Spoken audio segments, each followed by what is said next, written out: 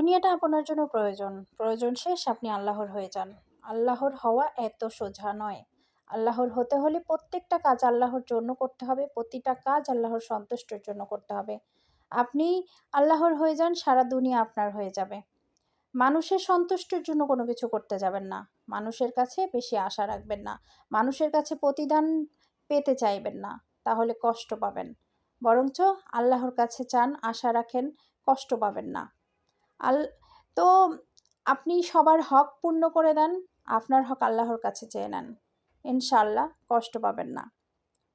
ইনশাআল্লাহ কষ্ট পাবেন না। দিন, দিন আমাদের সামাজিক অবক্ষয় হচ্ছে। পারিবারিক কাঠামো বলেন, সামাজিক কাঠামো বলেন, সব ভেঙে পড়বে। বাবা-মায়ের বন্ধন ঠিক থাকবে না, মা ভাই-বোনের বন্ধন ঠিক থাকবে না। কোনো বন্ধন ঠিক থাকবে না। ভাই ভাইকে মারবে, মা বাবাকে মারবে, বাবা মাকে মারবে, ছেলে বাবাকে মারবে। সামাজিক অবক্ষয়, পারিবারিক কাঠামো, শেষ জমানা। দিনে, দিনে এসব বেড়েই যাবে। জেনা বাড়বে, ব্যভিচার বাড়বে, পরকীয়া বাড়বে। দিনে, দিনে এসব বেড়েই যাবে। হ্যাঁ?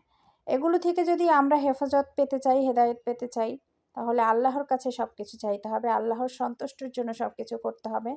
আল্লাহ পাক যেন আমাদের সবাইকে হেফাজত করে, হেদায়েত করে। আল্লাহ পাক যেন আমাদেরকে সবাইকে